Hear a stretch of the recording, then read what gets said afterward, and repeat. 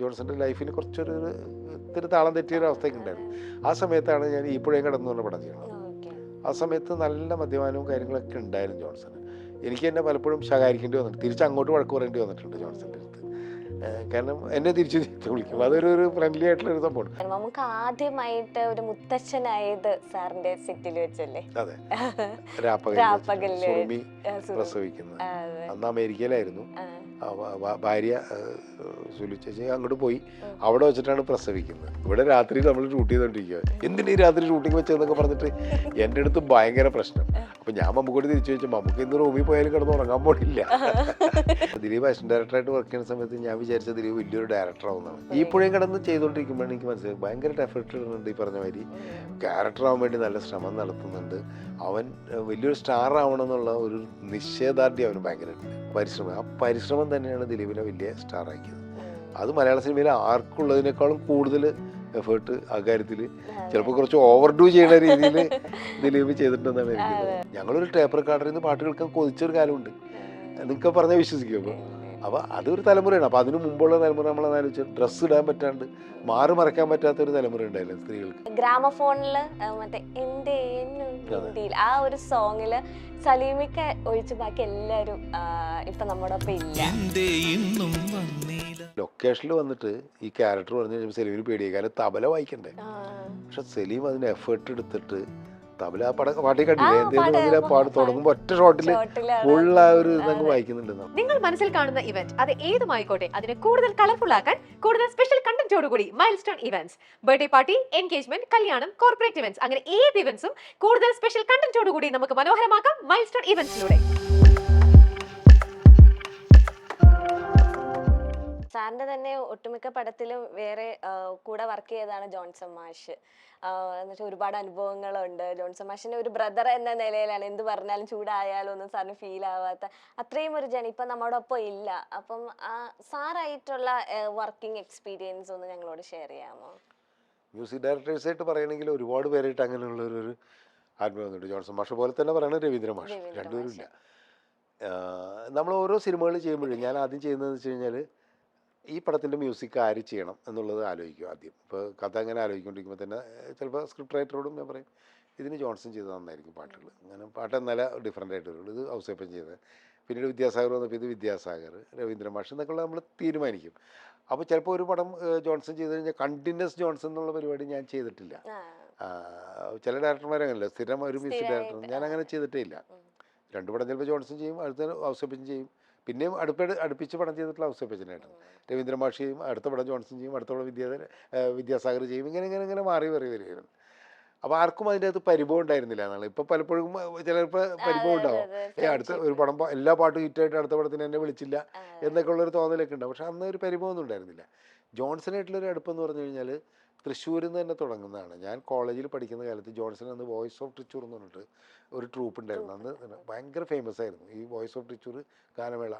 അന്ന് ജോൺസണും ഔസേപ്പച്ചനൊക്കെ, ജോൺസൺ അവിടെ എല്ലാ ഇൻസ്ട്രുമെൻറ്റും വായിക്കും, പിന്നെ കണ്ടക്ട് ചെയ്യുന്നത് ജോൺസനാണ്. ഔസേപ്പച്ചൻ അവിടെ വയലിൻ വായിക്കുവാൻ. അന്നാണ് ഇവരെ കണ്ടു പരിചയം. പക്ഷേ എനിക്ക് ജോൺസൺ അന്ന് പരിചയമില്ല. ഔസേപ്പച്ചനാണ് എനിക്കത് പരിചയം. വെച്ചാൽ ഞാൻ ഇരിഞ്ഞാലക്കുട ക്രൈസ്റ്റ് കോളേജിൽ പഠിച്ചിരുന്നത്. ഔസേപ്പച്ചൻ തൃശ്ശൂർ സെൻറ്റ് തോമസിലാണ്. അപ്പോൾ ഔസേപ്പച്ചൻ ഞങ്ങളുടെ കോളേജിൽ പരിപാടികൾക്ക് വയലിനൊക്കെ വായിക്കാൻ വേണ്ടി ഇടയ്ക്ക് വരാറുണ്ട്, ഓർക്കസ്ട്രകൾ. അപ്പോൾ അവിടെ വെച്ചിട്ട് ഞാൻ പരിചയപ്പെട്ടിട്ടുണ്ട്. പിന്നീട് മദ്രാസിൽ വെച്ചിട്ടാണ് ഔസേപ്പച്ചനായിട്ട് കൂടുതൽ എടുക്കുന്നത്. അത് തന്നെയാണ് ജോൺസനെ അങ്ങനെ വോയിസ് ഓഫ് ട്രിച്ചൂരിൽ വെച്ച് കണ്ട് എനിക്കും ഭയങ്കര ആരാധന വന്നിട്ടുള്ള ഒരാളായിരുന്നു. പിന്നീട് നമ്മൾ കാണുന്നത് ദേവരാജ മാസ്റ്ററുടെ അസിസ്റ്റൻ്റായിട്ട് ചെന്നൈയിലാണ് പുള്ളിനെ കാണുന്നത്. അവിടെ വെച്ചിട്ടാണ് ഞാൻ ജോൺസനെ നേരിട്ട് ചെന്ന് കണ്ട് സംസാരിച്ച് പരിചയപ്പെട്ട് പിന്നീട് പുള്ളി മ്യൂസിക് ഡയറക്ടറായി ഭയങ്കര അടുപ്പമായി. ഞാൻ അസിസ്റ്റന്റ് ഡയറക്ടറായിട്ട് വർക്ക് ചെയ്യുമ്പോഴും ഭരതേട്ടൻ്റെ കൂടെ ഒക്കെ വർക്ക് ചെയ്യുമ്പോഴും ജോൺസൺ ഉണ്ടാവും, ഔസേപ്പച്ചൻ. ഭരതേട്ടൻ്റെ രണ്ട് കുട്ടികളെ മാതിരിയാണ്, രണ്ട് ശിഷ്യന്മാരായിട്ടാണ് ഇവരെ കൊണ്ടുവരാൻ നേരത്ത്. അപ്പോൾ അവിടെയൊക്കെ വെച്ച് നമ്മൾ എപ്പോഴും കാണും, അങ്ങനെ ഒരു അടുപ്പായി. അങ്ങനെ ആദ്യത്തെ സിനിമ മെഴുന്നീർപ്പുകൾ അർജുന മാഷാണ് എൻ്റെ മ്യൂസിക്. അപ്പോൾ അതിൻ്റെ പ്രൊഡ്യൂസർ അവർക്കൊരു കണ്ടീഷൻ ഉണ്ടായിരുന്നുള്ളൂ, അർജുന മാഷായിരിക്കണം മ്യൂസിക് ഇടുന്നത്. അപ്പോൾ എന്നെ സംബന്ധിച്ചോളം ഭയങ്കര ലെജൻഡ് ആയിട്ടുള്ള മ്യൂസിക് ഡയറക്ടർ അല്ലേ. അന്ന് ദേവരാജ മാഷും അർജുന മാഷും MS വിശ്വനാഥനും എല്ലാവരും ജീവിച്ചിരിക്കുന്ന സമയമാണ്.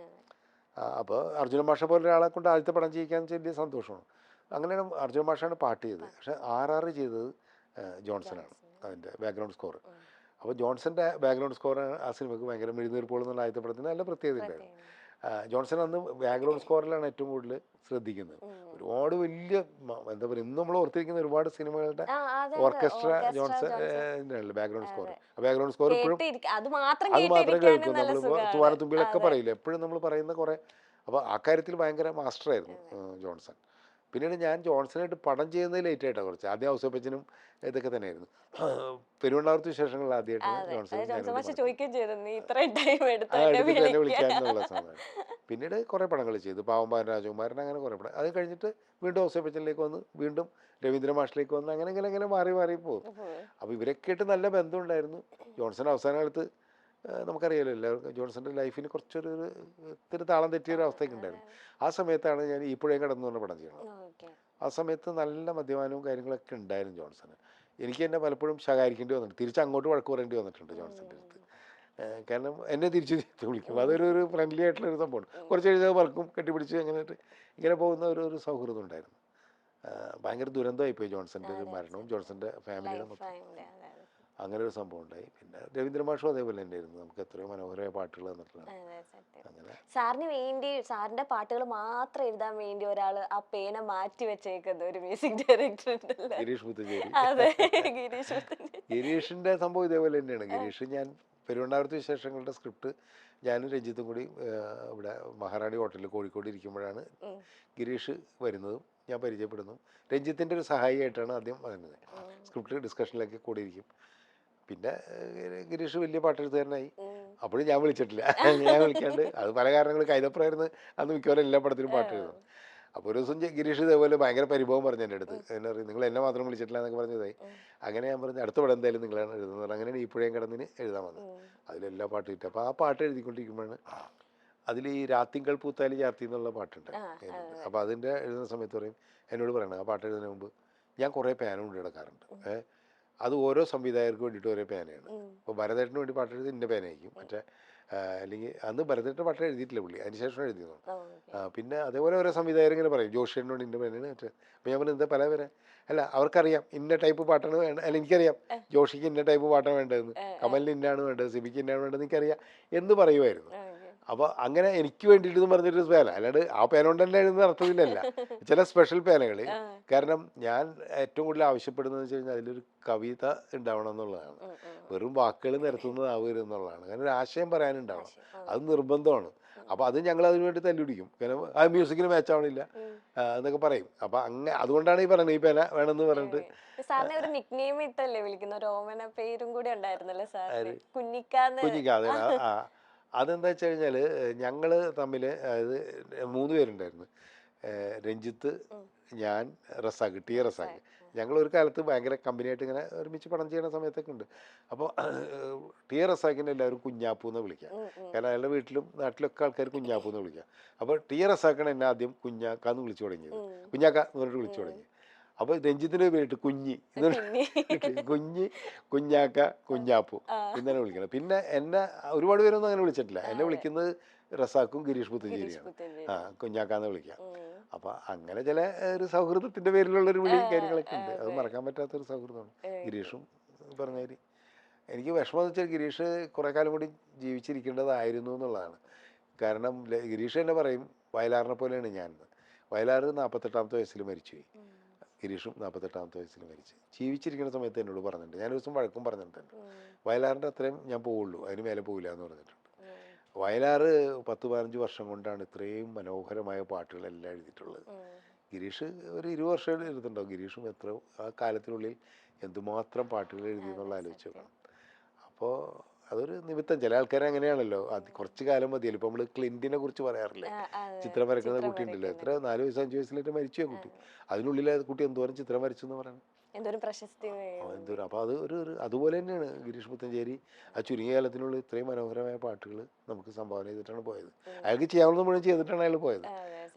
എന്നും ഓർമ്മിക്കാനായിട്ട് ഒരുപാട്. സാറിന് ഇപ്പോൾ എന്താ പറയുക, ഒരുപാട് സ്പെഷ്യൽ ആയിട്ടുള്ള ലെജൻഡറി ആൾക്കാരുടെ ഒരുപാട് നല്ല ഓർമ്മകൾ സാറിന് ലഭിച്ചിട്ടുണ്ട്. അത് ഭയങ്കര ഒരു ഭാഗ്യമാണ് എനിക്ക് തോന്നുന്നു. അല്ല, നമ്മളെപ്പോഴും പറയുന്ന ഒരു കാര്യം, നമ്മളൊരു കാലഘട്ടത്തിലൂടെ കടന്നുപോയ ആൾക്കാരാണ്. കാരണം ഞാൻ സിനിമയിൽ വന്ന കാലത്ത് ഞാൻ രാമുകാരിയേട്ടനെ പരിചയപ്പെട്ടിട്ടുണ്ട്. അദ്ദേഹത്തിൻ്റെ അനുഗ്രഹം വായിച്ചിട്ടുണ്ട്. ചെമ്മീൻ്റെ ഡയറക്ടർ സംവിധായകരായിരുന്നു. അവിടെ നിന്ന് മുതലുള്ളൊരു തലമുറയിലുള്ള എല്ലാ സംവിധായകരായിട്ടും പല രീതിയിലും നമ്മൾ പരിചയപ്പെടുകയും അസോസിയേറ്റ് ചെയ്യുകയും ചെയ്തിട്ടുള്ള ആൾക്കാർ. സേതുമാ സാറോട് വർക്ക് ചെയ്തിട്ടുണ്ട്. ഭാസ്കരൻ മാഷ് എൻ്റെ പടത്തിന് പാട്ട് എഴുതിയിട്ടുണ്ട്, പി ഭാസ്കരൻ. അങ്ങനെ ഒരു വലിയ നിര ഉള്ള ആൾക്കാർ, എം ടി സാറെ പോലുള്ള ആൾക്കാർ ആ ഒരു കാലഘട്ടത്തിലൂടെ നമ്മൾ കണ്ടു. ഇപ്പോൾ യേശുദാസിനെ പോലുള്ള ജയേട്ടനെ പോലുള്ള എത്രയോ എന്താ പറയുക, അതൊരു കാലഘട്ടത്തിൻ്റെ ഒരു പ്രത്യേകതയുണ്ട്. ഞങ്ങൾ എപ്പോഴും പറയാറുള്ളൊരു കാര്യമുണ്ട്, ഞങ്ങൾ മൊബൈൽ ഫോണിന് മുമ്പുള്ളൊരു തലമുറയാണല്ലോ. മൊബൈൽ കണ്ടുപിടിക്കുന്നതിന് മുമ്പുള്ളൊരു തലമുറ. മൊബൈൽ തന്നെയല്ല, നമ്മുടെ കാലത്ത് നിന്ന് കാറ് പോലും അംബാസിഡർ കാറില്ലാണ്ട് വേറെ കാറില്ല. ഞങ്ങളൊക്കെ സൈക്കിളിൽ നടന്നിട്ടുള്ള ആൾക്കാരാണ്. മോട്ടോർ സൈക്കിളും അല്ലാണ്ട് അന്നും എല്ലാവർക്കും സൈക്കിളാണ്. ഞങ്ങൾക്ക് ലാൻഡ് ഫോൺ പോലും നമ്മുടെ ഒന്നും വീട്ടിൽ ചെറുപ്പത്തിൽ ഉണ്ടായിട്ടില്ല. പിന്നീട് STD വിളിക്കലായിരുന്നു. പിന്നീട് അന്ന് ലാൻഡ് ഫോണിൽ കോള് ബുക്ക് ചെയ്തിട്ട് കാത്തു നിൽക്കണം. കേട്ടിട്ടുണ്ടാവുക കഥ അല്ലേ? ട്രങ്ക് ബുക്ക് ചെയ്തിട്ട് 1 മണിക്കൂർ 2 മണിക്കൂറൊക്കെ കാത്തു നിന്നാലേ കോള് വരും. ആ തലമുറയായിരുന്നു നമ്മൾ. അപ്പോൾ അവിടെ നിന്ന് തുടങ്ങിയതാണല്ലോ നമ്മൾ. അപ്പോൾ എന്നിട്ട് ഇപ്പോഴത്തെ ഈ അഡ്വാൻസ്ഡ് ആയിട്ടുള്ള ഇപ്പോൾ നമ്മൾ AI വരെ നിൽക്കുന്ന കാലഘട്ടത്തിലേക്ക് അതിലൂടെയൊക്കെ സഞ്ചരിച്ചു പോവാണ് നിങ്ങൾ. പക്ഷേ അതല്ല, മൊബൈലിൻ്റെ കാലഘട്ടത്തിൽ ജനിച്ച് വളർന്ന ആൾക്കാരാണ്. അപ്പോൾ നിങ്ങൾ ഈ ലോകം ഉണ്ടല്ലോ, അതിന് മുമ്പുള്ള ഒരു കാര്യം നിങ്ങൾക്ക് അറിയില്ല. ഇപ്പം നിങ്ങൾ ഈ പഴയ ടേപ്പ് റെക്കോർഡറിൻ്റെ കാര്യമൊക്കെ പറഞ്ഞു കഴിഞ്ഞാൽ നിങ്ങൾക്കത് അറിയില്ല ഇല്ലേ? ഞങ്ങളൊരു ടേപ്പ് റെക്കോർഡറിൽ നിന്ന് പാട്ട് കേൾക്കാൻ കൊതിച്ചൊരു കാലമുണ്ട്. നിങ്ങൾക്ക് പറഞ്ഞാൽ വിശ്വസിക്കും. അപ്പോൾ അതൊരു തലമുറയാണ്. അപ്പോൾ അതിന് മുമ്പുള്ള തലമുറ നമ്മളെന്ന് ആലോചിച്ചു, ഡ്രസ്സ് ഇടാൻ പറ്റാണ്ട് മാറി മറയ്ക്കാൻ പറ്റാത്തൊരു തലമുറ ഉണ്ടായിരുന്നു സ്ത്രീകൾക്ക്. മാറി മറച്ചു കഴിഞ്ഞിട്ടുണ്ടെങ്കിൽ ബ്രസ്റ്റ് കട്ട് ചെയ്യുന്ന ഒരു കാലഘട്ടത്തിൽ ജീവിച്ച സ്ത്രീകളില്ലേ? അപ്പോൾ ഏതൊക്കെ കാലഘട്ടത്തിലൂടെ പോകുന്നുണ്ട്. സിനിമ കണ്ടുപിടിച്ച കാലത്ത് സിനിമയിലുണ്ടായ പ്രശ്നങ്ങൾ എന്തൊക്കെയാണ് ഇതൊക്കെ നമുക്കറിയാലോ. ഇപ്പോൾ റോസിൻ്റെ കഥ അറിയാലോ, PK റോസിൻ്റെ കഥ അറിയാലോ. അപ്പോൾ അങ്ങനെ വന്നൊരു തലമുറ എന്ന് പറഞ്ഞാൽ ഞങ്ങളുടെ കാലഘട്ടത്തിൽ എല്ലാത്തിലൂടെ കടന്നുപോയ ആൾക്കാരാണെന്ന് പറയാം. പഴയ ആ ഒരു സംഭവമില്ല, പക്ഷേ സൗകര്യങ്ങളില്ലാത്തൊരു കാലഘട്ടത്തിൽ നിന്ന് ഏറ്റവും സൗകര്യമുള്ളൊരു കാലഘട്ടത്തിലൂടെ കടന്നുപോയ ആൾക്കാരാണ്. ഇനിയിപ്പോൾ നിങ്ങളുടെ തലമുറ, അടുത്തൊരു ജനറേഷൻ 10 വർഷം കഴിയുമ്പോൾ നിങ്ങൾ പോലും ഞെട്ടുന്ന രീതിയിലുള്ള ഡെവലപ്മെന്റ് എന്തൊക്കെ ഉണ്ടാവും. അപ്പോൾ അന്ന് നിങ്ങളും പറയും ഞങ്ങൾ ഈ കാലഘട്ടത്തിലൂടെ കടന്നുപോയാണെന്ന് പറയും എന്ന് പറഞ്ഞു. സിനിമയിലും അങ്ങനെ തന്നെയാണ്. ഇപ്പം ഞങ്ങൾ ഫിലിമിൻ്റെ കാലഘട്ടത്തിൽ, ഇപ്പോൾ ഡിജിറ്റൽ കാലഘട്ടത്തിലും ഞങ്ങൾ സിനിമയിൽ നിൽക്കും. ഇപ്പം മലയാള സിനിമയിലെ വേറൊരു തലത്തിലേക്ക് എത്തിച്ച ഒരു മൂവിയാണ് സെല്ലുലോയിഡ്. ഒരുപാട് അവാർഡ്സ് നേടിയെടുത്ത മൂവി, ഒരു ഡിഫറെൻറ്റ് രീതിയിൽ മലയാള പ്രേക്ഷകരുടെ മുന്നിലേക്ക് എത്തിച്ചതാണ്. എനിക്കൊന്ന് അതിൽ ഞാൻ ഓർക്കുന്നുണ്ട്, ഞാനൊക്കെ അന്ന് ഈ ലൈക്ക് മ്യൂസിക് ഇങ്ങനെ അഡിക്റ്റ് ആയിരിക്കുമ്പോൾ അതിലത്തെ ഒരാളെയാണ് അതിൽ സാറ് ചൂസ് ചെയ്തതും. മഴവിൽ മനോരമയിൽ റോസിയായിട്ട് അഭിനയിക്കാൻ വേണ്ടി ഒരു പാട്ടുകാരി കൊച്ചിനെ. അതെന്ന് വെച്ച് കഴിഞ്ഞാൽ ഞാൻ ഈ PK റോസിയായിട്ട് ആരഭിനയിക്കണം എന്നുള്ളത് ഇങ്ങനെ കുറേ ഡാനിയലായിട്ട് പൃഥ്വിരാജിനെ ആദ്യമേ തന്നെ തീരുമാനിച്ചു. രാജുവിനോട് പറഞ്ഞിട്ടാണ് നമ്മൾ രാജുവിൻ്റെ ഡേറ്റ് വെച്ചിട്ടാണ് സിനിമ തന്നെ തുടങ്ങുന്നത്. അപ്പോൾ ആലോചിച്ച് കഴിഞ്ഞപ്പോൾ നമുക്ക് റോസി എന്ന് പറഞ്ഞാൽ വളരെ പെർട്ടിക്കുലറാണ്. കാരണം റോസിനെ ആരും കണ്ടിട്ടില്ല. റോസിനെ എന്ന് പറഞ്ഞ് പ്രചരിക്കുന്ന ഒരു ഫോട്ടോഗ്രാഫ് മാത്രമേ ഉള്ളൂ. അതിപ്പോഴും ആൾക്കാർ പറയുന്നുണ്ട് റോസിയാണോ ഇല്ല എന്നുള്ളത് ആർക്കും അറിയില്ല എന്ന് പറയുന്നുണ്ട്. പക്ഷെ ഇപ്പോൾ നമ്മളെല്ലാവരും അംഗീകരിച്ച് അതാണ് റോസി എന്നുള്ള രീതിയിലാണ്. അപ്പോൾ അതേപോലത്തെ ഒരു ഫീച്ചേഴ്സൊക്കെ ഉള്ളൊരു കുട്ടി വേണമെന്നുള്ള എനിക്കുണ്ട്. പിന്നെ എന്ന് വെച്ചാൽ അത് ദളിത് പെൺകുട്ടി എന്നുള്ള രീതിയിൽ തന്നെയാണ് അവളെ മാറ്റി നിർത്തപ്പെട്ടത്. അവൾക്ക് സ്വന്തം സിനിമ പോലും. അപ്പോൾ ദളിത് പെൺകുട്ടിക്ക് ഉള്ള ഫീച്ചേഴ്സൊക്കെ എന്തായാലും വേണം. അതിന് പ്രത്യേക ഫീച്ചേഴ്സ് എന്നുള്ള അർത്ഥത്തിലല്ലേ കേട്ടോ, തെറ്റിദ്ധരിക്കരുത്. ഇപ്പോൾ ആ രീതിയിലല്ല. പക്ഷെ അന്നത്തെ സ്ത്രീകളുടെ ഒരു ഫീച്ചേഴ്സ് ഉണ്ടല്ലോ നമുക്ക്. അതിൽപ്പെട്ടാണ് നിറം. കറുത്ത കുട്ടിയായിരിക്കണം എന്നുള്ളത്. ഇപ്പം ഞാൻ ഭാവനെ നമ്മളിൽ വന്നു കഴിഞ്ഞപ്പോൾ കറുപ്പൊക്കെ അടുപ്പിച്ചിട്ടുണ്ടെങ്കിൽ അങ്ങനെ ആവരുന്നാണ് ഞാൻ ആദ്യം വിചാരിച്ചത്. അപ്പോൾ ഒരു അല്പം ഒരു ഡാർക്ക് സ്കിന്നുള്ളൊരു കുട്ടി വേണം എന്നുള്ളതിലേക്ക് നമ്മൾ നോക്കിക്കൊണ്ടിരിക്കുകയായിരുന്നു. അപ്പോഴാണ് ഇങ്ങനെ ഒരു റിയാലിറ്റി ഷോയിൽ ഈ കുട്ടി പാടുന്നത് കണ്ടു കഴിഞ്ഞപ്പോൾ സൂപ്പർ സ്റ്റാർ വന്നു ചാന്ദിനി. ഞാനല്ല കാണുന്നത്, എൻ്റെ വൈഫാണ് കണ്ടിട്ട് എൻ്റെ അടുത്ത് പറഞ്ഞു ഇങ്ങനെ ഒരു കുട്ടിയുണ്ട്, അത് പറ്റുമെന്ന് നോക്കുന്നു, നന്നായിട്ട് കാണാനൊക്കെ ഒരു നല്ല ഫീച്ചേഴ്സൊക്കെ. അപ്പോൾ ഞാൻ കണ്ടു കഴിഞ്ഞപ്പോൾ അതിൻ്റെ കുട്ടിയുടെ പാട്ടല്ല നമ്മൾ നോക്കുന്നത്. അപ്പോൾ എനിക്കത് പെട്ടെന്ന് ഇഷ്ടപ്പെട്ടത്. ഞാൻ പിന്നെ അതിൻ്റെ പ്രൊഡ്യൂസർ എനിക്കറിയുന്ന ആളായിരുന്നു, ആ പ്രോഗ്രാമിൻ്റെ പ്രൊഡ്യൂസർ. അദ്ദേഹത്തെ വിളിച്ചു കഴിഞ്ഞപ്പോൾ പുള്ളി പറഞ്ഞ് ഇങ്ങനെയുണ്ട്, എറണാകുളത്ത് അടുത്ത ആഴ്ച ഷൂട്ടുണ്ട്, അപ്പോൾ വേണമെങ്കിൽ വീട്ടിലേക്ക് അയക്കാണ്. ഞാൻ പറഞ്ഞു വേണ്ട, ഞാൻ സ്റ്റുഡിയോയിൽ വരാം, എനിക്ക് അവിടെ കാണാൻ. ഞാൻ അവരുടെ നടക്കുന്ന സമയത്ത് പോയി കണ്ടു വരെ. പിന്നെ അവരെന്നെ കാണാൻ വേണ്ടി വന്നു. അപ്പോൾ അവർക്ക് അഭിനയിക്കാനൊന്നും ഒരു പരിചയമില്ല. ഞാൻ പറഞ്ഞു ഒരു പരിചയം ആവശ്യമില്ല, ധൈര്യമായിട്ട് അഭിനയിച്ചു, നിങ്ങൾ എന്തായാലും ക്യാമറയുടെ മുമ്പിൽ നിന്ന് പാടുന്നതല്ലേ, ധൈര്യം ഉണ്ടല്ലോ, അപ്പോൾ കുഴപ്പമില്ല എന്ന് പറഞ്ഞ് അങ്ങനെയാണ് ആ കുട്ടി ചാന്ദിനി. അപ്പോൾ സെല്ലുലോയിഡ് എന്ന് പറയുമ്പോൾ നമ്മൾ അറിയാലോ, മലയാള സിനിമയുടെ പിതാവിൻ്റെ ഒരു ബയോപിക്കാണ്. അതുപോലെ തന്നെ മലയാളത്തിലെ ആദ്യത്തെ നായികയെ PK റോസിൻ്റെ ബയോപിക്കാണ് എന്ന് പറയാവുന്ന ഒരു സിനിമ ചെയ്യാൻ പറ്റിയെന്നുള്ളതാണ് എൻ്റെ ഏറ്റവും വലിയൊരു ഭാഗ്യമായിട്ടാണ് ഞാൻ കണക്കാക്കുന്നത്. ഈ ഒരു മൂവി പിടിക്കുമ്പോൾ ഇതിന്റെ മെറ്റീരിയൽസ് കളക്ട് ചെയ്യാന്ന് വെച്ചാൽ അത്ര നിസ്സാരമല്ല. നമ്മൾ ഒരുപാട് ഇങ്ങനെ ട്രാവൽ ചെയ്ത് അല്ലെങ്കിൽ ഒരുപാട് അറിഞ്ഞിട്ട് വേണം. അപ്പം അത് സാറിന് ചലഞ്ചിങ് ആയിട്ട് തോന്നിയിരുന്നോ? അല്ല, തീർച്ചയായിട്ടും ചലഞ്ചിങ് ആണല്ലോ. നമ്മളിപ്പോൾ നമുക്ക് അവൈലബിൾ ആയിട്ടുള്ള കാര്യങ്ങൾ വളരെ കുറവാണ്. എന്നിട്ട് അതിൻ്റെ ആൾക്കാരെ പോയി കണ്ടു, ഓരോരുത്തരായിട്ട് കണ്ടു, അവരിൽ നിന്ന് കിട്ടാവുന്ന എല്ലാം കളക്ട് ചെയ്ത് അന്നത്തെ ന്യൂസ് പേപ്പർ തുടങ്ങിയിട്ടുള്ള ഒരുപാട് കട്ടിങ്സുകൾ, പേപ്പർ കട്ടിങ്സ് നമ്മൾ പബ്ലിക് ലൈബ്രറിയിലൊക്കെ പോയിട്ട് കിട്ടാവുന്നതൊക്കെ തേടി പിടിച്ച് നോക്കിയിട്ട് അതിന് എന്നെ ഒരുപാട് പേര് ഹെൽപ്പ് ചെയ്തിട്ടുണ്ട്. ഗോപാലകൃഷ്ണൻ, ഗോപാലകൃഷ്ണൻ എന്ന് പറഞ്ഞിട്ട് ട്രിവാൻഡ്രത്തൊക്കെ ഉള്ളൊരു കക്ഷി, പുള്ളി റിസർച്ചൊക്കെ ചെയ്ത ആൾ. അങ്ങനെ ഒരുപാട് ആൾക്കാർ സഹായിച്ചിട്ടുണ്ട്. എല്ലാവരും പേര് ഞാൻ പറയുന്നില്ല. അങ്ങനെ കുറേ പേര് എന്നെ സഹായിച്ചിട്ടാണ് നമ്മൾ. അപ്പോൾ ആ റിസർച്ചാണ് ഇതിൻ്റെ അകത്ത് ഏറ്റവും പ്രധാനപ്പെട്ടത്. എന്നിട്ട് എന്തൊക്കെ ഉപയോഗിക്കണം, എന്തൊക്കെ ഒഴിവാക്കണം എന്ന് വെച്ചിട്ടാണ് നമ്മൾ സ്ക്രിപ്റ്റിൽ വർക്ക് ചെയ്യണത്. അപ്പം അന്നൊന്നും ഇതിനെപ്പറ്റിയൊന്നും ഡിസ്കഷൻ ഇല്ലല്ലോ. ഇപ്പം ഞാൻ ആ സിനിമ ചെയ്ത് കഴിഞ്ഞപ്പോൾ ഈ വക കാര്യങ്ങളൊന്നും ആരും നമ്മളോട് ചോദിച്ചിട്ടില്ല. ഇന്നിപ്പോൾ രേഖാചിത്രത്തെ കുറിച്ച് പറയുമ്പോൾ നമ്മൾ പറയുന്നുണ്ടല്ലോ, ഇവർ ഇത്ര റിസർച്ച് ചെയ്തിട്ട് സംഭവം ഉണ്ടാക്കിയത്. അതിനേക്കാളും ഒക്കെ നമ്മൾ റിസർച്ച് ചെയ്തിട്ടുണ്ട്. അപ്പോൾ പഴയ കാലത്തൊക്കെ എൻ്റെ മാത്രമല്ല പലരും ചെയ്യുന്നതിൻ്റെ ആ ഇതിൻ്റെ പുറകിലുള്ള എഫേർട്ട് അന്ന് ഡിസ്കസ് ചെയ്യപ്പെടാതെ പോയിട്ടുണ്ട്. അതാണ്. ഇന്നായിരുന്നെങ്കിലും ഇപ്പം നിങ്ങളൊക്കെ ഇപ്പം ഞാനിപ്പോൾ സെല്ലുലായിട്ട് ഇറങ്ങണമെങ്കിൽ നിങ്ങൾ ഒരുപാട് ചോദ്യങ്ങൾ ചോദിക്കും. അതെങ്ങനെ അവിടെ നിന്ന് കിട്ടി, ഇത് എവിടെ നിന്ന് കിട്ടി എന്നൊക്കെ നിങ്ങൾ ചോദിക്കുമായിരുന്നു. ഇപ്പൊ ക്യാപിറ്റോൾ തിയേറ്ററിന്റെ തിയേറ്ററാണല്ലോ ആദ്യം ഈ വിഗതകുമാരൻ കാണിച്ചത്. ആ ക്യാപിറ്റോൾ തിയേറ്ററിന്റെ ഫോട്ടോഗ്രാഫ്സ് ഒന്നും അവൈലബിൾ അല്ല. ഞാൻ ഷൂട്ട് തുടങ്ങി. അപ്പം നമ്മൾ കേട്ടനുസരിച്ച് ടെൻ്റ് ആയിരുന്നു. ആദ്യം തുടങ്ങിയപ്പോൾ ടെൻ്റ് ആയിരുന്നു. അപ്പോൾ ആ ടെൻ്റ് അനുസരിച്ച് ഇന്ന സ്ഥലത്തുണ്ട് ക്യാപിറ്റോൾ തിയേറ്റർ ഉണ്ടായിരുന്നുള്ള കിട്ടാവുന്ന വില. ആ ക്യാപിറ്റോൾ തിയേറ്ററിൽ സിനിമ കണ്ട ആൾക്കാരും ആരും ജീവിച്ചിരിപ്പില്ല. അപ്പം നമ്മൾ പല വഴിക്ക് അന്വേഷിച്ചു, എല്ലാവരും മരിച്ചു പോയിട്ടുണ്ടായിരുന്നു ആദ്യകാലത്ത് കണ്ട്. അങ്ങനെ ഞങ്ങൾ സെറ്റ് ഇട്ട് ഷൂട്ടിംഗ് തുടങ്ങി. ഈ ഷൂട്ടിംഗ് തുടങ്ങിയ സമയത്ത് ട്രിവാൻഡ്രത്തെ പത്രത്തിൻ്റെ എഡീഷനിൽ, മനോരമയുടെ മാതൃഭൂമി എല്ലാത്തിലും വന്നു തോന്നുന്നു. ഈ സെറ്റൊക്കെ വെച്ചിട്ട് വലിയ ഈ സപ്ലിമെൻ്റ് മാതിരി വാർത്ത വന്നു. ഈ ഫിലിം പേജ് ഉണ്ടാവുമല്ലോ, അതിൽ വാർത്ത വന്നു. ഈ വാർത്ത വന്നു കഴിഞ്ഞിട്ട് 2 ദിവസം കഴിഞ്ഞപ്പോൾ മനോരമ ഓഫീസിലേക്ക് ഒരു ഫോൺ വരികയാണ്. എൻ്റെ കയ്യിലുണ്ട് ക്യാപിറ്റോൾ തിയേറ്ററിൻ്റെ ഫോട്ടോ എന്നും പറഞ്ഞിട്ട് ഒരു ലേഡി വിളിക്കുന്നു. അവരുടെ ഫാദർ ആ ക്യാപിറ്റോൾ തിയേറ്ററിൻ്റെ മാനേജറായിരുന്നു പറഞ്ഞിട്ട് ഈ മനോരമയിൽ അവർ ഈ ഫോട്ടോ എത്തിച്ചു. അപ്പോൾ ഈ മനോരമ എൻ്റെ മറ്റേ സ്റ്റാഫ് അവരാരോ എന്നെ വിളിച്ചിട്ട് പറഞ്ഞു ക്യാപിറ്റോളിൻ്റെ ഫോട്ടോ കിട്ടിയിട്ടുണ്ട്, നിങ്ങൾ സെറ്റ് ഇട്ട മാതിരി അല്ലല്ലോ എന്ന് പറഞ്ഞിട്ട്. ഞാനത് ടെൻഷനായിപ്പോയി. അതിന് എനിക്ക് ആ ഫോട്ടോഗ്രാഫ് കാണാൻ പറ്റുമെന്ന് ചോദിച്ചു. അങ്ങനെ അതിൻ്റെ ഒരു ലേഖനം തന്നെ നമ്മുടെ ലൊക്കേഷനിലേക്ക് വന്നു. ഷൂട്ടിങ്ങുകളൊക്കെ അവിടെ ഇട്ട് വേണ്ടത്. ലൊക്കേഷനിൽ വന്നിട്ട് അതിൻ്റെ സ്റ്റില്ല് കാണിച്ചു കഴിഞ്ഞപ്പോൾ ഫ്രണ്ടിൽ കുറച്ച് മറ്റേ കോൺക്രീറ്റ് അല്ല, സിമെൻറ്റൊക്കെ ഇട്ട് വെള്ളമൊക്കെ പൂശിയിട്ടുള്ള ഒരു പ്രൊജക്ടർ റൂമും അങ്ങനെയാണ് തിയേറ്റർ. ഈ ആസ്ബസ്റ്റോസും അരിയൊക്കെ ഇട്ടിട്ടുള്ള ഷീറ്റൊക്കെ മറിച്ചിട്ടുള്ള തിയേറ്ററാണ്. അതിൻ്റെ മുമ്പിൽ ഒരു ഇലക്ട്രിക് ബൾബ് കിടക്കുന്നുണ്ട്. അതാണ് ഞാൻ പിടിച്ചത്. ഈ ഇലക്ട്രിക് ബൾബ് എന്ന് പറയുമ്പോൾ ഞാൻ പറഞ്ഞ് ഇതിപ്പോൾ എന്തായാലും 1928 1928 തിരുവനന്തപുരത്ത് വൈദ്യുതി വന്നിട്ടില്ല. മനസ്സിലായില്ലേ? അത് ഇവർ ശ്രദ്ധിച്ചില്ല. ഈ സ്ത്രീക്ക് അതറിയില്ല. അവരവരുടെ അച്ഛൻ്റെ ആൽബത്തിലുണ്ടായിരുന്ന ഫോട്ടോ, പ്രായമുള്ള സ്ത്രീയാണ്, അവരയച്ചാണ്. മനോരമക്കാരെ ശ്രദ്ധിച്ചില്ല. ഇത് ഞങ്ങനെ നോക്കി കഴിഞ്ഞപ്പോൾ ഒരു ബൾബ് കത്തണം. അപ്പം ഞാൻ അയാളോട് ചോദിച്ചു ബൾബ് എന്തായാലും ഒന്നില്ല. അപ്പം ഇതല്ല ക്യാപിറ്റോൾ. പിന്നീട് പിന്നെ അന്വേഷിച്ച് വന്നപ്പോഴാണ് 1940 ഈ ക്യാപിറ്റോൾ തിയേറ്റർ റിനോവേറ്റ് ചെയ്തിട്ടുണ്ടായിരുന്നു. അന്നത്തെ ഷെഡ് മാറ്റിയിട്ട് പിന്നെ പണിച്ചിട്ട് അതിൻ്റെ ഫോട്ടോ ആണ് ഇത്. അപ്പം ഇതാണ് പറയുന്നത്. അപ്പം നമുക്ക് അത് വെച്ചിട്ട് എനിക്ക് ഈ ഫോട്ടോ നേരത്തെ കിട്ടിയിരുന്നെങ്കിലോ ഒരു പക്ഷേ ഞാൻ ഇത് വെച്ചിട്ടായിരിക്കും ആ പടത്തിൽ ക്യാപിറ്റോൾ തിയേറ്റർ കാണിക്കാന്നുള്ളത്. പക്ഷെ ഭാഗ്യത്തിലേക്ക് കിട്ടാത്തതുകൊണ്ടും ഞാൻ ആലോചിച്ച് അന്ന് ടെൻറ്റ് തന്നെ ആയിരിക്കുന്നു. പക്ഷെ നമ്മൾ ചെയ്തായിരുന്നു കറക്റ്റ്. പിന്നീട് അവർ മനോരമയിൽ തന്നെ പറഞ്ഞേക്കുന്നത് നിങ്ങൾ ഇത് മറ്റേ 1941 വന്നത്. കാരണം 1938 37 കണ്ടാണ് തിരുവനന്തപുരത്ത് വൈദ്യുതി വരുന്നത്, ഇലക്ട്രിസിറ്റി വരുന്നത്.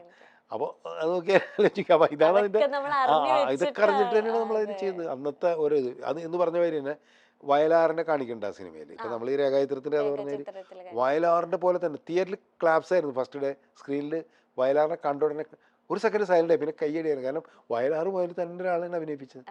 അപ്പിയറൻസ് അതിൽ ഞാൻ കുറേ സെർച്ച് ചെയ്തിട്ട് കണ്ടെത്തിയ ആളാണ്. അത് TV സീരിയലിൽ അഭിനയിച്ചുകൊണ്ടിരുന്ന ഒരു കക്ഷിയാണ്. ഇന്നേലൊക്കെ ചെയ്യാലോ, നമ്മളൊന്നുമില്ലല്ലോ, ഒക്കെ കൃത്യമായിട്ട് അതേപോലെ മേക്കപ്പ് ചെയ്യണം. അത് മാത്രമല്ല അതിലും ഇതേപോലെ ഉണ്ട്. ആ കാലഘട്ടത്തിൽ വയലാർ എഴുതിയ പാട്ടുണ്ട്, മനുഷ്യൻ മതങ്ങളെ സൃഷ്ടിച്ചു. ആ പാട്ട് എഴുതിക്കൊണ്ടിരിക്കുമ്പോഴാണ് ഇയാൾ വരുന്നത് പറയുന്നത്. 72 ആ പാട്ട്. 75 മറ്റേ ഡാനിയൽ മരിക്കുന്നത്. അപ്പോൾ ഡാനിയൽ സുഖമില്ലാണ്ട് കിടക്കണം 72. അങ്ങനെ കാലമൊക്കെ കറക്റ്റായിട്ട് കാണാം. ഇപ്പൊ രേഖാചിത്രത്തിന്റെ കഥ പറഞ്ഞ മാതിരി നമ്മൾ വന്ന് റിസർച്ച് ചെയ്തിട്ട് ഇതൊക്കെ ചെയ്തിട്ടുള്ളത്.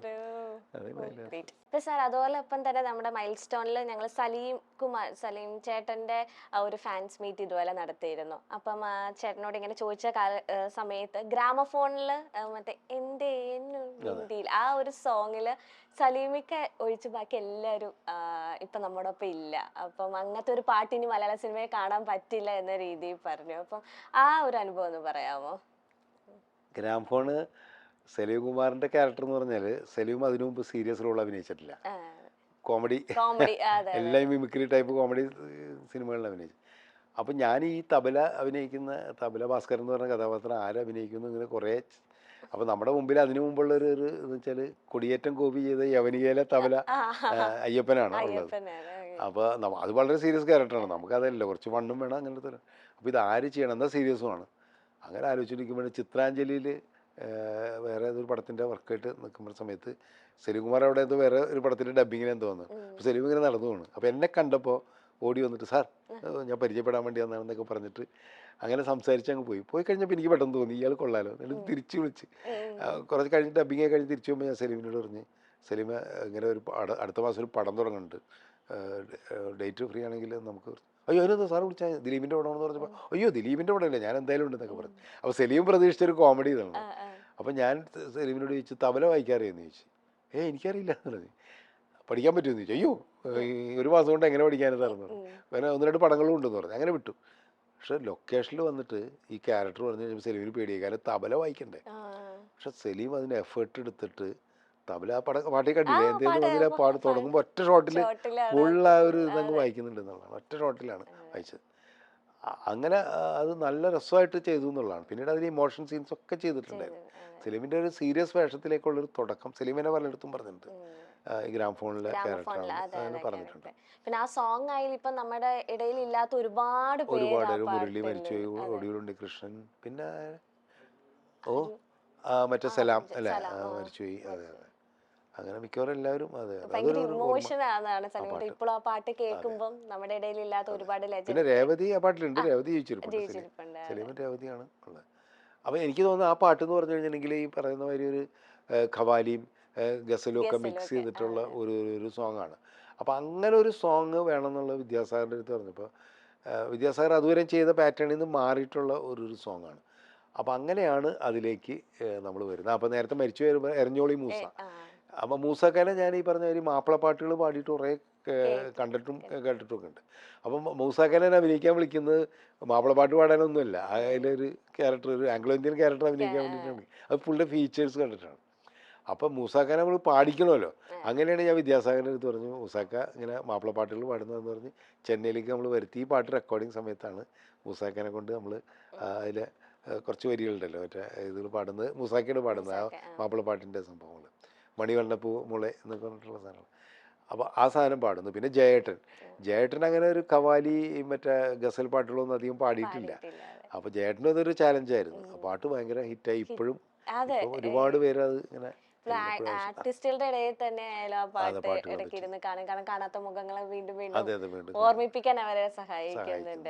ഇപ്പം അതിലും ദിലീപേട്ടൻ സാറിന്റെ അസിസ്റ്റന്റ് ഡയറക്ടർ ആയിട്ടാണ് ഈ ഒരു മേഖലയിൽ എത്തി തുടക്കം കുറിച്ചത്. പിന്നീട് വലിയ വലിയ നടനായി. അപ്പൊ ദിലീപേട്ടൻ ഭയങ്കര എഫേർട്ട് എടുക്കുന്ന ഒരു ആക്ടറാണ്. എന്ത് റോള് ചെയ്യാൻ അത് കഷ്ടപ്പെടാനും ഇപ്പം ഒരുപാട് ചലഞ്ചിങ് ആയിട്ടുള്ള ഒരുപാട് ക്യാരക്ടേഴ്സ് മലയാള സിനിമ ചെയ്തേക്കുന്ന ദിലീപേട്ടനാണ്. അപ്പം അത്രയും എത്രത്തോളം അത് സാറിന് എപ്പോഴാണ് അത്രയും വിസിബിൾ ആയി, ഇവൻ ഭയങ്കര എഫേർട്ട് എടുക്കും അല്ലെങ്കിൽ ഇത്രയും ഹാർഡ് വർക്കിംഗ് ആണ് എന്നൊരു തോന്നുന്ന ഒരു പോയിന്റ് ഉണ്ടല്ലോ. എത്ര നാൾ അസിസ്റ്റന്റ് ഡയറക്ടർ അല്ലെങ്കിൽ ഡയറക്ടർ എന്നൊരു പരിവേഷമായിരുന്നല്ലോ ദിലീപേട്ടന്. പിന്നീട് ഈ മൂവീസിലൊക്കെ കണ്ടപ്പോൾ സാറിന് എന്ത് തോന്നി? എനിക്ക് വലിയ സന്തോഷമുണ്ട്. പ്രധാനപ്പെട്ട കാര്യം എന്ന് വെച്ചാൽ ഞാൻ ദിലീപ് അസിസ്റ്റന്റ് ഡയറക്ടറായിട്ട് വർക്ക് ചെയ്യുന്ന സമയത്ത് ഞാൻ വിചാരിച്ച ദിലീപ് വലിയൊരു ഡയറക്ടർ ആവുന്നതാണ്. കാരണം അന്ന് അഭിനയിക്കാനുള്ള മോഹമൊന്നും അങ്ങനെ പറയുമായിരുന്നില്ല. അഭിനയിക്കാൻ താല്പര്യം ഉണ്ടെന്നൊക്കെ അറിയാം. അത് പക്ഷെ അത്ര സീരിയസ് ആക്കി എടുത്തിട്ടില്ല എന്നാണ് ഞാൻ ധരിച്ചിരുന്നത്.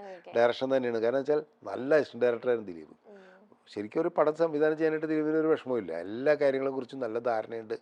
വളരെ നേരത്തെ പറഞ്ഞ പ്രസൻസ് ഓഫ് മൈൻഡൊക്കെ നന്നായിട്ടുള്ള ഒരാളാണ്. അപ്പോൾ അതുകൊണ്ട് എനിക്ക് ഭയങ്കര ഇഷ്ടമായിരുന്നു. അസിസ്റ്റന്റ് ഡയറക്ടർ ഭയങ്കര ഇഷ്ടമായിരുന്നു. ആക്ടറായിട്ട് വന്നു കഴിഞ്ഞപ്പോൾ നമുക്കറിയാം സല്ലാപമൊക്കെ കഴിഞ്ഞപ്പോഴേക്കും ദിലീപ് ആക്ടർ എന്നുള്ള രീതിയിൽ പ്രൂവ് ചെയ്യാൻ തുടങ്ങി. അപ്പോൾ ഇപ്പോഴേയും കടന്നു വന്നു. ഇപ്പോഴേയും കടന്ന് ചെയ്തുകൊണ്ടിരിക്കുമ്പോഴാണ് എനിക്ക് മനസ്സിലായി ഭയങ്കര എഫേർട്ട് ഇടുന്നുണ്ട്. ഈ പറഞ്ഞ മാതിരി ക്യാരക്ടറാവാൻ വേണ്ടി നല്ല ശ്രമം നടത്തുന്നുണ്ട്.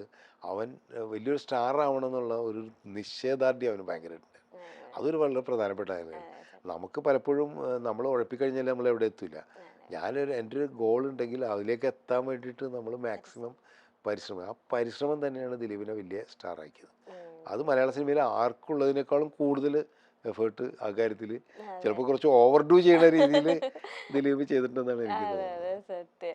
ഇപ്പം സാറിന്റെ ഈ ഒരു സിനിമാ കരിയറിൽ തോന്നക്കൽ പഞ്ചായത്തിന്റെ അരി പറക്കിയ പോലെ തന്നെ ആരെങ്കിലും റിയൽ ആയിട്ട് അങ്ങനെ ക്യാമറയുടെ ഫ്രണ്ടിൽ അരി പിറക്കി നിന്നിട്ടുണ്ടോ? കുറേ പേരുണ്ട്. അതെൻ്റെ മാത്രമായിരിക്കില്ല, ഞങ്ങള് ഇപ്പോഴും ഉണ്ടാവുമായിരിക്കും. എല്ലാ സമയത്തും ഷൂട്ടിങ്ങിന് വരുമ്പോഴേ ചിലപ്പോൾ ചില വാക്കുകളിൽ ചെറിയ തുടക്കിയിട്ട് അത് വരില്ല ചിലപ്പോൾ. ആ അങ്ങനെ ചില ആൾക്കാർക്ക് വരാറുണ്ട്. ചിലപ്പോൾ ചില എക്സ്പ്രഷൻ വരില്ല. എന്ത് കാണിച്ചാലും ആ എക്സ്പ്രഷൻ വരില്ല. ചിലപ്പോൾ വളരെ എന്താ പറയുക, പടങ്ങളൊക്കെ അഭിനയിച്ച് നല്ല പരിചയമുള്ള ആൾക്കാർക്ക് വരെ. ഇപ്പോൾ ഒരു ഉദാഹരണത്തിന് മഴയത്തുമ്പിലെ ആനിയുടെ ഒരു ഇതിൽ ഒരു ഷോട്ടിൽ ആനി ഡയലോഗ് കൂളായിട്ട് പറയേണ്ടത് ഒരു എക്സ്പ്രഷൻ ഉണ്ട് ഇങ്ങനെ കണ്ടിട്ട് പെട്ടെന്ന്. അതായത് മമ്മൂട്ടി അപ്പുറത്ത് വീടിൻ്റെ അവിടെ വന്നിട്ട് ഇങ്ങനെ മതിലിൻ്റെ അവിടെ വന്നിട്ട് എത്തി നോക്കിയിട്ട് ഒരു എക്സ്പ്രഷൻ ഇടണം. ഈ എക്സ്പ്രഷൻ 28 ടേക്കോ 29 ടേക്കായിട്ട് എടുത്തു, എന്തായാലും വരില്ല. ഒരു ചെറിയ എക്സ്പ്രഷനാണ്. അപ്പോൾ അവസാനം പറഞ്ഞു എന്നെ കൊണ്ട് വയ്യ സാറേ എന്ന് പറഞ്ഞിട്ട് ആനി ഇങ്ങനെ തൊഴുത് ആ എക്സ്പ്രഷൻ കറക്റ്റായിട്ട് വരുന്നില്ല. എന്നിട്ട് ഞാൻ 27ാമത്തെ ടേക്ക് എന്നല്ല ഉപയോഗിച്ചത്, 3ാമത്തെ 4ാമത്തെ ടേക്കാണ് ഓക്കെ ആയത്. ഓരോ ടേക്കും കണ്ട് നോക്കിയപ്പോൾ ഇത് കുഴപ്പമില്ല എന്ന് വെച്ചിട്ട് അങ്ങനെ വെച്ച് നമുക്ക് ജഡ്ജ്മെന്റ് പോകും. കുറെ ടേക്ക് ആയി കഴിഞ്ഞിട്ടുണ്ടെങ്കിൽ നമ്മുടെ ജഡ്ജ്മെന്റ് ഡയറക്ടറെ പോവും, അഭിനയിക്കുന്നവരെയും പോവും. അതുപോലെ ഈ തോന്നക്കൽ പഞ്ചായത്ത് മാതിരി ഡയലോഗ് തെറ്റിച്ചിട്ട് ഒരുപാട് ആർട്ടിസ്റ്റുകൾ കോമഡി ഉണ്ടായിട്ടുണ്ട്, പുതിയ ആൾക്കാരും കൂടുതലും. അപ്പൊ അതിന്റെ കോമഡി എല്ലാ സിനിമയുടെ സെറ്റിലും ഉണ്ടാവാറുണ്ട്, നമ്മളൊക്കെ പറഞ്ഞിരിക്കാറുണ്ട്. ഈ അനുഭവത്തിന്റെ വെളിച്ചത്തിൽ നിന്നാണോ ആ ഒരു ക്യാരക്ടർ? ഡെഫിനറ്റ്ലി. അപ്പൊ ശ്രീനിക്കും ഇന്നസെന്റിനും ഒക്കെ അനുഭവം ഉള്ളതുകൊണ്ട് തന്നെയാണ് നമ്മളങ്ങനെ ഒരു സംഭവം. അപ്പൊ ആ അഴകിയരാവണില് ഇപ്പൊ സാറ് പറഞ്ഞ പോലെ അന്നത്തെ കാലത്തുള്ള ആൾക്കാർക്ക് ഡൈജസ്റ്റ് ചെയ്യാൻ പറ്റാത്ത അല്ലെ മുന്നേ കുറച്ച് പടങ്ങൾ സാർ പിടിച്ചു വെച്ചേക്കുന്ന പോലെ തന്നെയാണ് അഴകിയരാവണിന്റെ കൺക്ലൂഷൻ ആയാലും ഇതിന്റെ ഒരു ക്ലൈമാക്സും ആ ഒരു കാലഘട്ടത്തിൽ ആൾക്കാർ എങ്ങനെ ഏറ്റെടുത്തു ഇപ്പം നമുക്ക് മനസ്സിലാക്കാൻ പറ്റും. ആ ഒരു അന്ന് അതിന്റെ ഒരു കൺഫ്യൂഷൻ ഉണ്ടായിരുന്നു. എന്നിട്ടും പടം ഓടി. പക്ഷെ അത് മഴയത്തുമ്പേനേക്കാളും വലിയ ഹിറ്റാവും നമ്മൾ പ്രതീക്ഷിച്ച ഒരു സിനിമയായിരുന്നു. പക്ഷെ മഴയത്തുമ്പയുടെ അത്ര കളക്ട് ചെയ്തില്ല. പ്രൊഡ്യൂസർ അതാണ് പറഞ്ഞത്, മഴയത്തുമ്പഴ അത്ര റവന്യൂ വരാത്തൊരു സിനിമ ആയതുകൊണ്ട് പ്രൊഡ്യൂസർക്ക് വിഷമമായി പോയി. അയ്യോ മഴയത്തുമ്പേനേക്കാളും മേലെ ഓടും നമ്മൾ പ്രതീക്ഷിച്ചു. അതിന് കാരണം പറഞ്ഞത് തന്നെയാണ്, കുറച്ച് സ്ത്രീകൾക്കെങ്കിലും അഭിപ്രായ വ്യത്യാസം ഉണ്ടാവും. കാരണം എന്തിനായിരുന്നു അവളുടെ ഈ പറയുന്ന അന്നൊക്കെ പരിശുദ്ധി എന്ന് പറയില്ല, നമുക്കിപ്പോൾ അത് പറയാൻ പറ്റില്ല. അത് നഷ്ടപ്പെടുത്തിയിട്ട് മമ്മൂട്ടിയെ പോലെ വലിയ സ്റ്റാറിൻ്റെ എൻ്റെ അടുത്തേക്ക് വിളയച്ചു എന്നുള്ളൊരു നമ്മുടെ കഥ അതാണല്ലോ. ഞാൻ പറയാം അത് മാറ്റിയാൽ കഥയില്ലല്ലോ. കാരണം എങ്കിൽ മാത്രമേ ആ കഥയ്ക്ക് ശക്തി ഉണ്ടാവുള്ളൂ. അല്ലെങ്കിൽ സാധാരണ ഒരു പ്രേമമായി മാറി. ഇത് അങ്ങനത്തെ ഒരു പ്രേമമല്ലല്ലോ. ഈ കുട്ടിശങ്കരൻ എന്ന് പറയുന്ന ആൾ അത്രയും കാലം മോഹിച്ചിരുന്ന ഒരു പെൺകുട്ടി ആണ്. അയാൾക്ക് പരിശുദ്ധിക്ക് അപ്പുറത്ത് അവളോടുള്ള ഒരു ഇതുണ്ടല്ലോ. ഈ പറയുന്ന പരിശുദ്ധി അയാൾക്ക് പ്രശ്നമില്ലെങ്കിൽ പിന്നെ പ്രശ്നം തീർന്നില്ലേ. പക്ഷെ അവിടെ അയാളെ കൺഫ്യൂസ് ചെയ്തിട്ടാണ് അയാൾ തിരിച്ചു പോകുമ്പോയിട്ടാണ് പോയ ആൾ തിരിച്ചു വരുന്നതിന് കാര്യം ഇന്നലെ ചിലപ്പോൾ പോകുന്നില്ല. അന്നത്തെ കാലമായതുകൊണ്ടാണ് നമ്മൾ കൺവിൻസ് ചെയ്യിക്കാൻ വേണ്ടിയിട്ടാണ് അയാൾ ബോംബെക്ക് പോയിട്ട് അതെനിക്കൊരു പ്രശ്നമില്ലാന്ന് പറഞ്ഞിട്ട് അയാൾ തിരിച്ചു വന്നിട്ട് ഇവിടെ സ്വീകരിക്കുന്നത് എന്നുള്ളതിലേക്ക് എത്തിയത് അതുകൊണ്ടാണ്. പക്ഷെ അത് ആൾക്കാർക്ക് അന്ന് എന്തിനായിരുന്നു അങ്ങനെ ചെയ്തെന്നുള്ള ചോദ്യങ്ങൾ ചിലർ ചോദിക്കുകയും ചെയ്തിരുന്നു. മമ്മൂക്കാക്ക് അത് വലിയ പ്രശ്നം ഉണ്ടായിരുന്നില്ല. പക്ഷെ ശ്രീനിയാണ് സ്ക്രിപ്റ്റ് നമ്മൾ ഡിസ്കസ് ചെയ്തിട്ട് കമല അങ്ങനെ പോണോ, ഞാൻ പറഞ്ഞു ശ്രീനി അല്ലെങ്കിൽ ശക്തി ഉണ്ടാവില്ല അതിന്, ഈ ക്യാരക്ടറിന് ശക്തി ഉണ്ടാവണ്ടേ. ശങ്കർദാസിനും വേണ്ട ശക്തി ഇവൾക്കും, ഇവളുടെ ക്യാരക്ടറും. അവളും ഭയങ്കര ബോൾഡായിട്ടുള്ള പെണ്ണല്ലേ. അവളെന്താണ് ഞാൻ പറയണത്, ഇയാൾ വിലക്ക് വാങ്ങിക്കുകയാണല്ലോ, അച്ഛൻ്റെ കടമൊക്കെ വീട്ടി ഇവളെ വിലക്ക് വാങ്ങിക്കുകയാണ്. അപ്പോൾ വിലക്ക് വാങ്ങുകയാണെങ്കിൽ ഞാൻ സ്നേഹിച്ച പുരുഷൻ്റെ കൂടെ അതൊരു റിവഞ്ച് അല്ലേ. ആ റിവഞ്ചായിട്ട് നമ്മൾ ആദ്യ രാത്രിയിൽ ചെല്ലുമ്പോൾ അയാൾ അതിനേക്കാളും വലിയ റിവഞ്ച് ചെയ്യും. കാരണം വെച്ചാൽ നിന്നെ അവൻ്റെ കൂടെ പറഞ്ഞയക്കുമായിരുന്നു, പക്ഷെ അവൻ നിന്നെ സ്നേഹിക്കണില്ല എന്നുള്ളതിന് ഏറ്റവും വലിയ തെളിവാണെന്ന് പറഞ്ഞിട്ട് അയാളെ വീഡിയോ കാണിച്ചു കൊടുക്കണേ. പൈസ അവൻ വാങ്ങിച്ചിട്ട് പോയില്ലായിരുന്നെങ്കിൽ നിന്നെ ഒരിക്കലും ഞാൻ കല്യാണം കഴിക്കില്ലായിരുന്നു. അതിന്റെ ശക്തി പോവില്ലേ അതില്ലെങ്കിൽ. ഭയങ്കര ഒരു ക്ലൈമാക്സ് ആണ് ആ ഒരു പടത്തിൽ. അത്രയും നാള് കുറച്ച് കോമഡി ഉണ്ട് പൊങ്ങച്ചക്കാരനായ ഒരു പ്രൊഡ്യൂസർ. അപ്പൊ അത്രയും ഒരു വലിയ കഥയുണ്ട്. നമ്മൾ അതാണ് ഞാൻ നേരത്തെ പറഞ്ഞത്, ഈ റിലേഷൻഷിപ്പിലൂടെ നമ്മൾ കഥ പറയാന്ന് പറഞ്ഞാൽ ഇപ്പോഴത്തെ അങ്ങനത്തെ കഥകൾ ഇപ്പോൾ ആൾക്കാർക്ക് ഇഷ്ടമല്ലായിരിക്കും. അപ്പോൾ അതുകൊണ്ട് നമുക്ക് ആരെയും കുറ്റം പറയാൻ പറ്റില്ല. ഇപ്പോൾ കുറച്ചുകൂടി റിയലിസ്റ്റിക് ആയിട്ടുള്ള കഥകൾ എന്ന് പറഞ്ഞാൽ, റിയലിസ്റ്റിക് എന്ന് പറയുമ്പോൾ കൊല്ലലും ഇതല്ലല്ലോ റിയലിസ്റ്റിക്. പക്ഷെ മനുഷ്യർ തമ്മിലുള്ള ഇതുണ്ടല്ലോ, അത് എങ്ങനെ അവതരിപ്പിക്കുന്നു എന്നുള്ളതനുസരിച്ചിരിക്കുമല്ലോ. ഇപ്പം നമുക്ക് അതിൻ്റെ സട്ടിൽ ഇപ്പോഴത്തെ അന്നൊക്കെ കുറച്ച് അത്ര സട്ടിലാക്കി കഴിഞ്ഞിട്ടുണ്ടെങ്കിൽ ജനങ്ങൾ ആക്സെപ്റ്റ് ചെയ്യില്ല. ഇപ്പം നമുക്ക് സട്ടിലായിട്ട് അത്തരം റിലേഷൻഷിപ്പിനൊക്കെ സിനിമയിലേക്ക് അവതരിപ്പിക്കണം എന്നാണ് എനിക്ക് പറയുന്നത്. കാരണം അല്ലെങ്കിൽ ഹ്യൂമൻ റിലേഷൻഷിപ്പ് ഇല്ലാണ്ടായി പോകും. നമ്മൾ കലാസൃഷ്ടി കൂടി തന്നെയാണ് അത് ഉണ്ടായി വരേണ്ടത്. ഇപ്പം സിനിമയായാലും ശരി, എഴുത്തിലെ കൂടെയൊക്കെ തന്നെയാണ് മനുഷ്യന്മാർ തമ്മിലുള്ള ഒരു അല്ലേ. മറ്റേ നമ്മളിപ്പോൾ എന്താ പറയുക, അപ്പോഴത്തെ ലാഭത്തിന് വേണ്ടിയിട്ട് മാത്രമല്ലല്ലോ മനുഷ്യൻ റിലേഷൻഷിപ്പ് സൂക്ഷിക്കാന്ന്. അപ്പോൾ പുതിയ കാലത്ത് എങ്ങനെയാണെന്ന് പുതിയ കാലത്ത് ഇല്ലെന്നല്ല കേട്ടോ ഞാൻ പറയുന്നത്. പക്ഷെ അതും നമുക്കൊരിക്കലും പഴയ കാലം പുതിയ കാലം എന്നുള്ള കമ്പയർ, എല്ലാ കാലത്തും എല്ലാം ഉണ്ട്. ഈ കുഴപ്പങ്ങൾ അന്നും ഉണ്ട്, പണ്ട് ഇപ്പോഴും ഉണ്ട്, എല്ലാം ഉണ്ട്. നല്ലത് അന്നും ഉണ്ട്, ഇന്നുണ്ട്, ഒക്കെ ഉണ്ട്. പക്ഷെ ഞാൻ പറഞ്ഞു വെച്ച് കഴിഞ്ഞാൽ നമ്മൾ കലാസൃഷ്ടി കൂടി അത് ഇല്ലാണ്ടാക്കരുത് എന്നുള്ളത് മാത്രമേ ഉള്ളൂ ഞാൻ പറയുന്നത്. സമൂഹത്തിൽ അതൊക്കെ ഉണ്ട്, പക്ഷെ അത് കലാസൃഷ്ടിയിലും നമ്മളത് നിലനിർത്തണം എന്ന് മാത്രമാണ് എനിക്ക് പറയാനുള്ളത്. ഇപ്പൊ മമ്മൂക്കയുടെ കാര്യം പറഞ്ഞുകൊണ്ട് തന്നെ ചോദിക്കാണ്, മമ്മൂക്ക ആദ്യമായിട്ട് ഒരു മുത്തച്ഛനായത് സാറിന്റെ സെറ്റിൽ വെച്ചല്ലേ? അതെ, രാപ്പകലിൽ സുറുമി പ്രസവിക്കുന്നത്.